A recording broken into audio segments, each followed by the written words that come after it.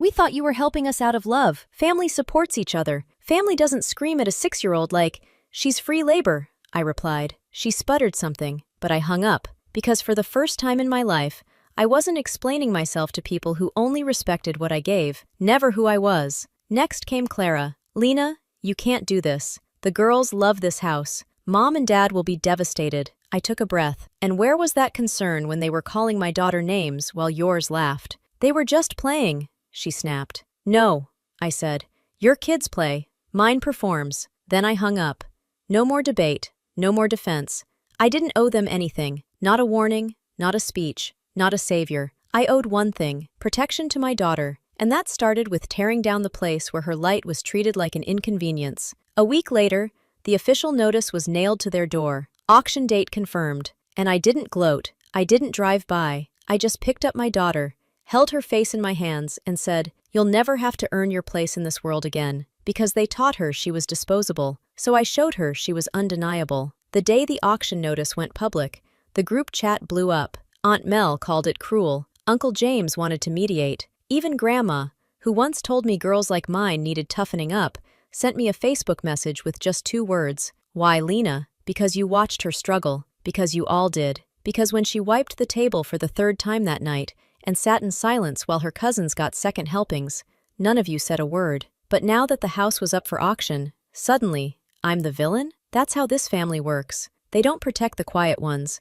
They protect the walls that echo their name. Well, those walls are for sale now, and I didn't feel guilt. I felt freedom, because when you spend your life sacrificing for people who never say thank you, eventually the silence turns from pain into power. They had forgotten the arrangement years ago, how I stepped in after Dad's stroke, how I offered to take over the loan when Clara just needed time to recover from a bad investment, and they never paid me back. Not in money, not in kindness, not even in acknowledgement. But my daughter? She paid the price. In humiliation, in tiny bruises of the soul, ones they called lessons, and I was done letting her carry my debt. 2 days later, I got another call. Dad this time. Lena, please. The bank said the process is almost final.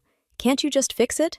1 more month? I didn't raise my voice. Dad, do you remember what you call my daughter the day I walked in? He didn't respond. Do you remember her face? Hey, still nothing. Then there's nothing left to say. I ended the call. Because there are moments in life where you stop seeking repair and start building new ground entirely. And as for my daughter, she's blooming. She sings while washing dishes now, in our own kitchen. In our own home, where no one yells when a cup isn't spotless, because I didn't just cancel their payments, I canceled the cycle. The auction happened on a Tuesday. Quiet, orderly, final. I didn't attend. I didn't need to, because the moment I stopped that last payment, I'd already walked out of that house in my mind, not just the structure, but everything it stood for. Control, favoritism, emotional violence wrapped in the word discipline. Clara was the only one who showed up. Not to bid, she couldn't afford it, but to plead. She stood outside the courthouse steps, tears in her voice, on the phone with the new owner. "It's our family home," she cried. But the man wasn't family. He was a real estate investor. He didn't care about their memories. He cared about numbers. And to him, the number made sense. The house was gone. Just like that. Aunt Mel called that night. "You didn't have to go this far," I said. "You're right. I should have gone further, years ago, because the truth is, that house didn't raise me. I raised myself in its shadows. I raised a daughter in its cracks. And now, I was raising hell by refusing to stay silent 1 minute longer." Meanwhile, back at our place, peace had a sound. It was my daughter humming while drawing at the table. It was laughter between us. Not at her. It was bedtime without anxiety. It was freedom, and I started to see it, how she was already healing, because, when I handed her the smallest gift, safety, she bloomed like no one in that family ever expected. We planted a garden together that week, in real soil, in real sun, a promise to ourselves. Only nurture what nurtures you back. And for every brick they laid with shame, I laid a new one with joy, because some homes are inherited, but others, the real ones, are built, and this one is finally ours. 3 weeks after the auction, the texts turned venomous. "Clara, you're heartless. Dad's blood pressure is spiking. Mom is depressed. You destroyed them. Aunt Mel, family doesn't evict family. Grandma, they took care of you your whole life. How could you? Took care of me? Do they mean the years I was told to cook for everyone while Clara rested? The birthdays where my name was scribbled in pencil and hers was lit in sparklers, the care that looked a lot like labor, I didn't respond. Because when you've spent your whole life being the afterthought, you don't owe the spotlight an explanation. But then came the worst message. From my mom, just 2 lines. She's not one of us.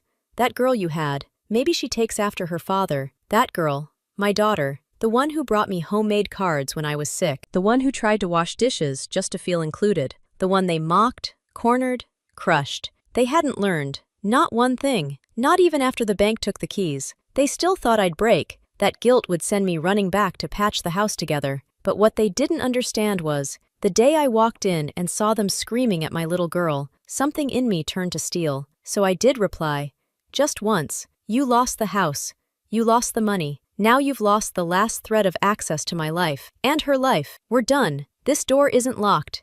It's gone. Blocked. Every number, every email, every ghost of who they pretended to be, because I wasn't just protecting my child from their hate, I was teaching her something sacred. That love is not what they say when eyes are watching. It's what they do when no one is. And what they did was unforgivable. So I didn't burn a bridge. I erased the map. They didn't show up to her birthday, not with gifts, not with fake smiles, not with more lessons wrapped in sugar-coated cruelty. And for the first time, my daughter didn't ask where they were. She just smiled. Wide, free, real. She blew out her candles in a house full of love, not judgment. She opened presents wrapped in kindness, not conditions. We invited her real family, our neighbors, her favorite teacher, my best friend from college, who never once made her feel small. And when I tucked her into bed that night, she whispered, "Mom, this was the best birthday ever." No one yelled. I kissed her forehead, held her a little longer than usual, and thought, this is what a home should feel like. Not a place that turns children into servants. Not a table where laughter becomes a weapon. Not a living room filled with performance and quiet cruelty. Just safety, softness, and belonging. Meanwhile, back in their world, Clara was back to couch surfing. My parents were forced into a modest apartment outside the city. Word had gotten around. The perfect family story didn't hold up under scrutiny. Turns out, when your foundation is built on favoritism and silence, the collapse is public and permanent. One cousin messaged me privately. I saw what happened. I wish I'd spoken up sooner. I saw how they treated her. And you. I thanked her, genuinely, but told her we were done looking backward. Because here's the truth. Some families aren't lost to tragedy. They're peeled away by truth, layer by layer, until you're standing in the light and realize you were never the broken one. You were the witness, the survivor, the seed they tried to bury, not knowing you were a storm. And now, I wasn't just living, I was leading. My daughter slept in peace, and I sat outside, wine in hand, breeze on my skin, finally breathing in a life where I didn't have to apologize for choosing her over all of them. 2 months later, they tried to rewrite the story. Word spread that I had overreacted, that I'd lost it, that I stole their house out of spite. Clara told anyone who'd listened that I was unstable, that the bank had tricked me, that I'd ruined everything, because I was jealous. Jealous? Of what? Of being screamed at? Of having my daughter called useless, while theirs lounged like royalty? They never mentioned why I stopped paying. They left out the part where my child was humiliated by adults too emotionally lazy to parent with compassion. They didn't say a word about the trauma they brewed, like it was family tradition. So I said nothing, because the truth doesn't need defending. It stands on its own when you're finally standing beside it. Instead, I focus forward. I enrolled my daughter in a private school that prioritized emotional intelligence. We traveled, something I had always put off because I was too busy saving everyone else from their consequences. Now, we were collecting joy, the way I used to collect reasons to stay silent. I started a side foundation, quietly, called Rise Before Rain, dedicated to kids dismissed and devalued by the people meant to protect them. Every donation went toward therapy grants, mentorship, art supplies, and after-school safe spaces.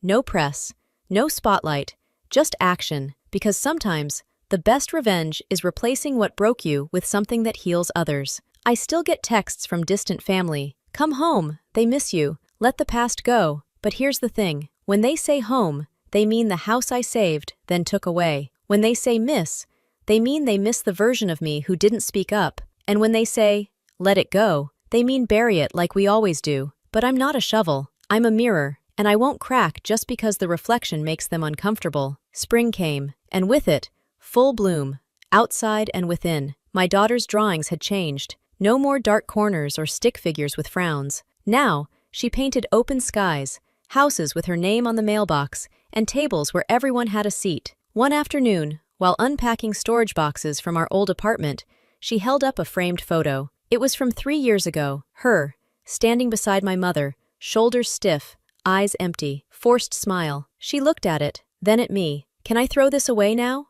I nodded, and she did, without flinching. That's when I knew. The cycle didn't just break. It ended, not with an explosion, but with a quiet child reclaiming her power, piece by piece. As for my parents, their apartment lease ended. I heard they had to move in with Clara. Funny how the Golden Girls suddenly became their only option. But gold flakes fast when you dig too deep. I haven't spoken to them in nearly a year, not because I hate them, but because I love my daughter more than I'll ever love being understood by people committed to misunderstanding me. The truth? I didn't destroy their life. I just stopped financing the illusion of it. They built a house of hierarchy and called it family. I called it what it was, emotional debt, and I paid it off the day I walked into that kitchen and saw my baby girl being told she wasn't enough. Now she knows better. Now I do too. We still pass by that old neighborhood sometimes, and every time my daughter reaches for my hand and asks, "Are we ever going back?" And I always smile the same way, steady, certain, calm. "No, sweetheart. We came back to ourselves. That's more than enough, because the best revenge is a little girl who no longer flinches when someone raises their voice, a home where no one has to earn love, and a mother who burned the blueprint just to rebuild something real."